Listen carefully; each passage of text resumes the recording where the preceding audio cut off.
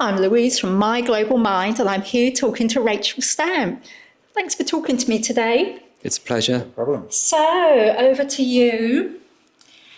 Come on, who wants the mic? Come on, we've got to share them about. Shall we introduce ourselves I think you individually? My name is Will Crewdson.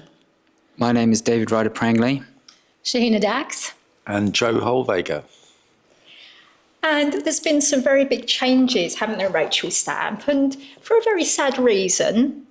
Obviously, Robin passed away back in September. Yes. But you chose to do the biggest tribute of all. You chose to bring back Rachel Stamp and to bring in Joe and to make it something wonderful all over again.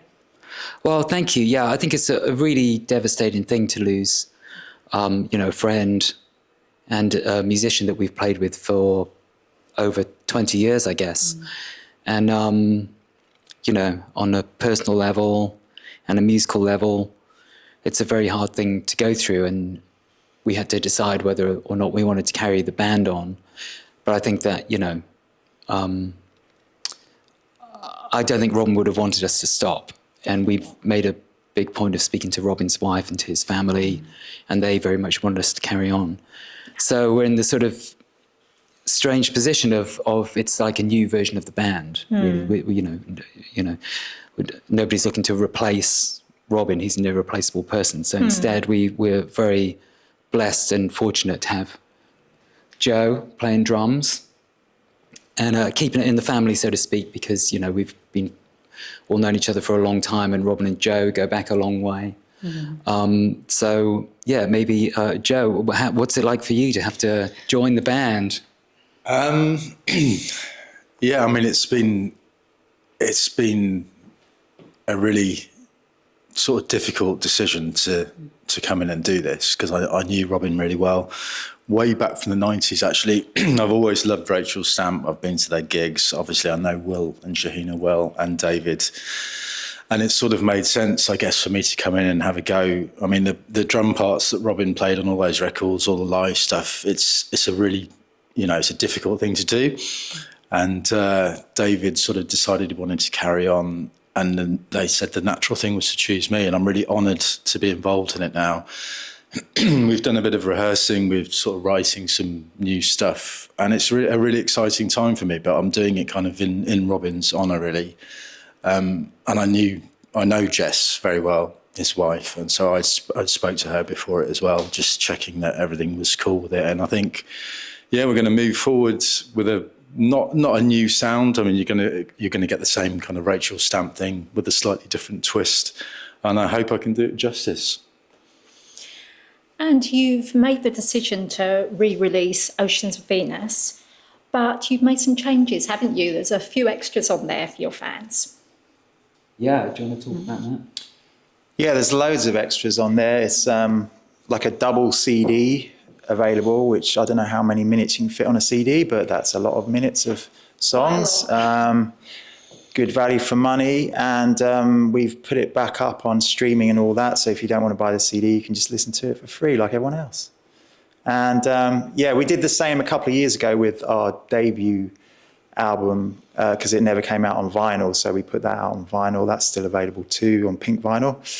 Oceans of Venus just came out, re-released a couple of months ago, and we'll be playing a lot of that stuff at the 100 Club in September with the brand new lineup and hopefully some new songs as well. So how can your fans get tickets for the 100 Club gig, and how can they get hold of your merch? Well, David? Well, I was going to say, Shahina, do you know? So basically, I think the tickets are available through all the usual outlets. Just buy them online. And we have a range of merchandise available at online as well. So generally, Rachel Stamp is pretty available for those who want to seek it out.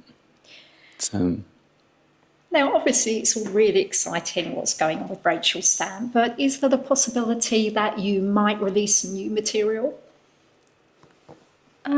Maybe. I think we're working on some stuff now. It's interesting, the dynamics of songwriting, because Will, Joe, and I have been writing together for a while, and in our band, she made me do it. And now bringing David, kind of leading back into Rachel Stamp mode, a whole new sound comes out of that. So it's really interesting. It's fun to be in the room with amazing people writing. So let's see. And She Made Me Do It. Obviously, Joe's in She Made Me Do It, and it's you and Will as well. And you've been doing some really exciting stuff as well, haven't you? There's been a lot of creativity going on. Yeah, it's really developed. From getting Joe in the band, because initially it was just me and Will, Yeah. and then me starting to play bass. Now we've got you singing. Well, you kind sing, of, but at the same time, it's different because I'm playing keyboards in Rachel Stamp, so I'm thinking in a different way. And David's doing the leads, and Will does much more of the backing vocals. I do just a little bit, so it's a different persona, it's different band. But yeah, really quite electric always to play Rachel Stamp songs. And David, you've been releasing some stuff of your own, haven't you? Tell us about that. Yeah, for about 4 years now, I've been just releasing solo albums. I currently have, depending by the time you see this, I may have 3. Black Magic and True Love, Vampire Deluxe, and a new one, which the title will be revealed. Ooh. So that's quite different to Rachel Stamp, really, because I think Rachel Stamp is a very loud, energetic, like heavy rock sound. And I think that, I didn't want to do something that you can't compete with the sound that the 4 of us make. So I've almost gone in the other direction. My solo music is actually sort of quite quiet. And it still has electric guitars, but it's a different thing, to Rachel Stamp. And I'm looking forward to getting, back on stage with Rachel Stamp and being a bit more raucous and playing the bass guitar again, which is something that I haven't done for a little while. And yeah, it's really, it's great standing in a room being deafened again by incredibly loud guitars and drums. So yeah. And when you play with Rachel Stamp, your stage outfits are always quite something, aren't they? You're not what you call a shrinking violet, David. No, well, when I was a kid, the first pop star I really loved was Suzi Quatro, and then I loved Prince and Joan Jett, and I've always liked people that looked kind of strange, and really I'm kind of in that. Strangely enough, even though people think I look unusual, I feel that it's in a great long tradition going back to Little Richard and people like that. And I was very lucky many years ago when Rachel Stamp was kind of full-time going. I was friends with an amazing woman called Rachel Van Ash, who used to make all my stage outfits and still does. Yeah. So, wow. But yeah, you got to it takes some nerve to do it, but. I want to give the ticket payers value for money. You certainly do that. So, yeah. And let's go along the line and tell me what inspires all of you musically or just in the arts. Who inspires what inspires you, me music? Well, when I write songs for myself, I'm sure I've done in the past, they're always about sex and death. So the light stuff. They're always very dark things. I find the best sort of songwriting comes out of when bad things happen to you. I mean, that's my personal thing. I don't write very good happy songs, but then it's all about expressing your, what's there and what really means something. Death, sex, drugs, just generally that kind of thing. Classic themes. Yeah, classic themes which resonate with some people, not with others. But Shahina. Wow. She doesn't write happy songs either, I know. No.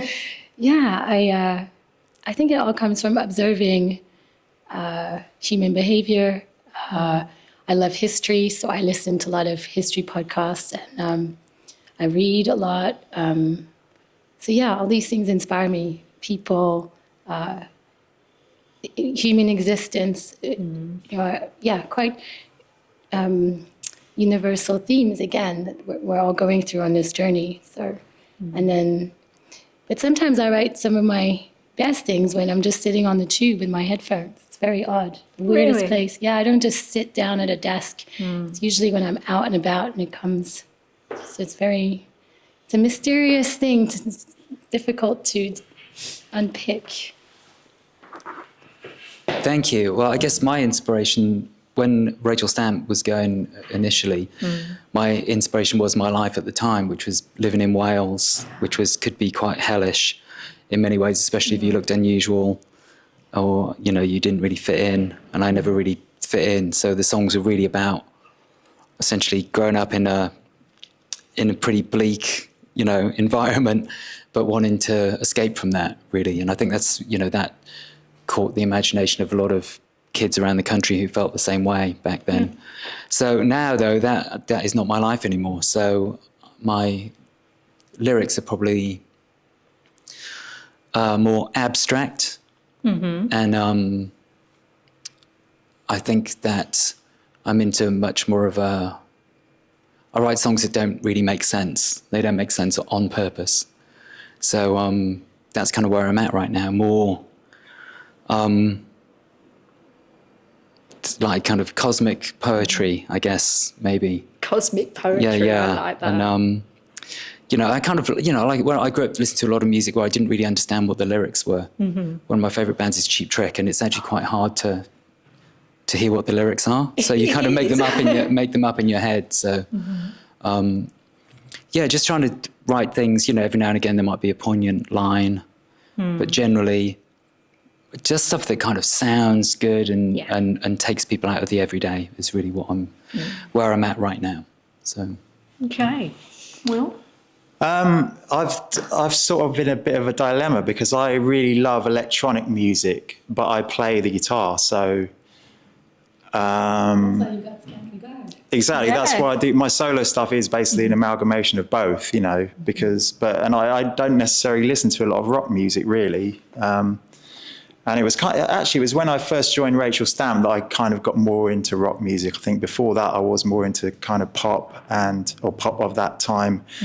And electronic stuff, like Depeche Mode and Cabaret Voltaire, things like that, industrial stuff from the 80s as well, quite heavy stuff, but not necessarily guitar based, So, but because I'd kind of grown up learning the guitar, I kind of naturally wanted to join a band and play the guitar. So, so I'm kind of more influenced by not directly rock, I think, but it comes out in the rock that I do, if that makes any sense.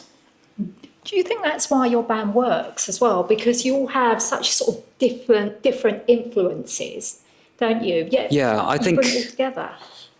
I think that's what works. And I think the thing with Will is I think it's really at this point in time, back in the 90s, you very rarely heard original guitar players. Yeah, and I think that we're very lucky in Rachel Stamp to have Will, because Will does something that not many people can do, which is to sound original on the electric guitar. That's so true. You always know it's Will playing, and it gives whatever we do just an edge, I think, that other bands don't have. And when we were doing the reissues, I was listening back to everything, and what struck me was that it just doesn't sound like anything else. No. It's it's a really unique sound, which I'm really which I guess I'm really proud of. It's you couldn't mistake Rachel Stamp for anything else. And I guess it was it's like a blessing in that I think the music stands the test of time and is still really interesting now, but also at the time it probably went against us because it was a bit out there for, it wasn't just straight up rock. No. It wasn't like indie music. It was just something really unusual. And I always say it sounds like a cross between Black Sabbath and Prince.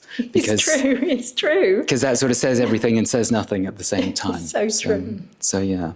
And maybe that's the answer to longevity is doing something that's unique, something that not everybody else is doing, because I think so often, there are so many amazing bands out there, but there are a lot of bands that sound like other bands, aren't there? Or you hear this band and you can immediately hear their influences. But with Rachel Stamp, you don't get that. I think that definitely makes it more timeless. It definitely makes it sound less dated when you listen back after 25 years or whatever to the songs we did. I think that's the main reason is that I mean, it wasn't even calculated really. It really was just an amalgamation of our tastes and the stuff we liked, and we just put it all together, you know. And actually, we kind of got more, not conformist, but more rock sounding as we went along. It kind of got a bit more streamlined. I think the earlier stuff was a bit more almost experimental, you know. But yeah, and I think even when we did become more rock, I think, yeah, the sum of our parts made it individual, yeah. Definitely. Yeah. And what track are you most proud of? Let's go down the line. And I know obviously you're new to this, Joe, but you know, tell me what track Yeah, you well, like the most. I've got a few. I guess saying proud of, I wasn't involved in recording them, obviously, but I listen to hymns for strange children a lot when I sort of started learning this stuff. I think Take a Hold of Yourself is probably one of my favourites. What track? I like these things that start with the keys really gently, My Sweet Rose. Yeah, and they all have a real kind of very important feel to them that I've really noticed. I do a lot of work with people where I'm on a click track, so everything's very rigid. Yeah. A lot of things are programmed. But with this, even the keys, you know, everything's organic and live. And when we got in the room, that was really noticeable. Yeah. Because you're just really feeding off each other. And I think we were lucky. I mean, it kind of did feel like it worked to me. Yeah. When that first day when we got in the room, it's like, okay, this is going to be okay, because you just don't know. You know, I know them all really well, but I've never played with David ever. No. And as soon as he, you know, came in with that bass and it was thundering out of the Ampeg and I was slamming it, it just kind of worked. So we were lucky. Anyway, I've gone off the point, haven't I? Favorite track. Favorite track. Take a Hold is also one of my favorites, funny enough. Hey, Hey, Michael still gives me shivers when you play that. The end is just incredible epic. track. And My Sweet Rose, it's interesting, My Sweet Rose, because I always used to start playing it with Robin. So that's kind of always quite an emotional one. I can me. imagine. I think my favourite Rachel Stamp songs are probably Pink Scab. I love that. And I like Witches of Engelholm. It's another one that I really love. And what else do I like? I'm lucky in that I like most of them. So and I still like Always most good. of them. So Is there one you don't like? there's some that I don't like sort of playing, because I did this thing of very much like I think when I was younger, a lot of young singers do is you write songs right at the top of your vocal range. Yeah. And now I'm like, why did I write songs like that? It happens to all rock singers, I think. And but you know, some people do this trick of tuning or changing the keys of the songs, but I'm not going to do that. I'm just gonna give it my best and Not selling out. Yeah, we'll see what happens. So yeah, I like that. I mean, but you know, Black Cherry is a really great recording. You know, I think that's a fantastic, you know, that amazing riff that Will wrote, and it's and that sort of. That song was really interesting because a lot of people that maybe wouldn't have responded to some of the other material really like that. You know, it's kind of like a stoner rock, kind of space age stoner rock song without the drugs. Yeah. So But it's a big song, isn't it? yeah, and that was a lot of fun to record, and and that's pretty sort of manic live as well. That's a lot of fun. So. Really is. Well, I was going to say Brand New Toy as well. No, I was going to say Black Cherry as well. Sorry, I just thought of Brand New Toy, so maybe I should say Brand New Toy actually, because that's probably one of the most energetic ones. But I love all the drop D heavy stuff, you know. So Black Cherry, Dirty Bone, maybe that'll get a look in at the 100 Club, and maybe Brand New Toy as well. Yeah. So, but yeah, Black Cherry, I just think, I don't know, it's just, I'm very proud of that because it was very, I think you always strive to do something simple but effective. Yeah. And it's the most simple and effective kind of riff I've ever done, you know, and basically the song is a riff, isn't it? Yeah. So, apart from, not to take anything away from the lyrics, of course, but, you know, yeah, so I'll go with Black Cherry, yeah. And I imagine it's going to be quite an emotional night, isn't it? It's the start of a new era, isn't it? that gig at the 100 Club. And tell me why you chose that venue, because I mean, the 100 Club is an iconic venue, and it's one of, I mean, think about it was the Sex Pistols' first big gig. It was, I mean, so many bands have played there for a really significant reason. But why did you pick the 100 Club? Well, that's an interesting story, because really the gig sort of presented itself to us for various different reasons. There was supposed to be another gig there that night. And I think it was just sort of serendipitous that Will happened to be in the right place at the right time and sort of offered Rachel Stamp to fill a spot that became available, essentially. And at first, I have to say, I was really, I always wanted to play again, but it just seemed to me like, oh my God, this means we actually have to do it. And at first I was like, I don't know if I want to do it. And because the 100 Club is a strange venue. It's very iconic.